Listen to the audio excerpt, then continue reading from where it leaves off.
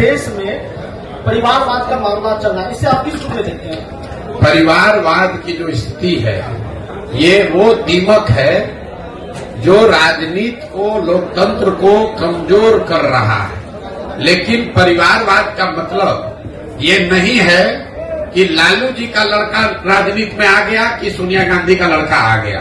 परिवारवाद को अगर आपको समझना है तो बिहार की स्थिति को आप जरा देखिए।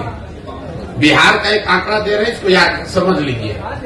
बिहार में पिछले 30 वर्ष में जितने लोग सांसद विधायक बने हैं, चाहे वो किसी भी दल के हैं, किसी भी दल का सांसद विधायक है 30 वर्ष में, सबका सूची बनाइएगा तो आपको पता चलेगा कि बिहार में सिर्फ 1250 परिवार के लोग ही विधायक और सांसद बने हैं। बिहार में की आबादी है 13 करोड़, यहाँ रहते हैं 3.5 करोड़ परिवार, लेकिन सिर्फ और सिर्फ 1250 परिवार के लोग ही विधायक सांसद बने हैं। इसका मैं आपको एक उदाहरण दूंगा, आपको समझ में आएगा।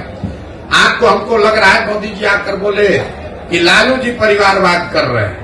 लालू जी कहेंगे ना ना तुम्हारे पार्टी में भी परिवार, भाजपा में भी परिवारवाद वाले लोग हैं, हम दोनों को हटा रहे हैं किनारे। आप एक उदाहरण देखिए बिहार के नजरिए से। भाजपा में अभी प्रदेश अध्यक्ष है सम्राट चौधरी जी, उप मुख्यमंत्री इस राज्य के। सम्राट चौधरी जी कौन है? इनके पिताजी का नाम है शकुनी चौधरी। जब इस राज्य में कांग्रेस का शासन था आज से 35 साल पहले, तो शकुनी चौधरी जी कांग्रेस की उस सरकार में विधायक और मंत्री थे। फिर जनता ने कांग्रेस को हटाया, लालू जी की सरकार बनाई, तो लालू जी के भी सरकार में शकुनी चौधरी विधायक और मंत्री बने।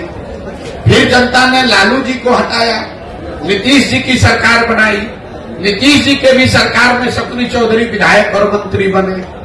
फिर जनता ने नीतीश कुमार को हटाया, मांझी जी मुख्यमंत्री बने, उसमें भी शकुनी चौधरी विधायक और मंत्री थे।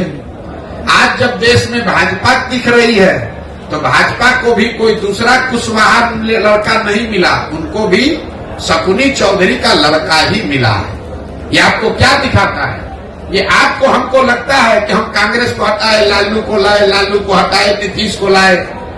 एक ही परिवार का आदमी है, सरकार चाहे किसी की हो।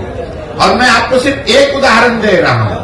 आप किसी भी बिहार के विधानसभा क्षेत्र को उठा लीजिए, किसी विधानसभा और लोकसभा क्षेत्र में पिछले 30 वर्ष में 4-5 से ज्यादा परिवार के लोग न चुनाव लड़े हैं, न जीते हैं, न हारे हैं। तो जब तक इस व्यवस्था को नहीं बदला जाएगा कि विधायक का लड़का विधायक बने, मंत्री का लड़का मंत्री बने, तब तक सुधार नहीं होगा।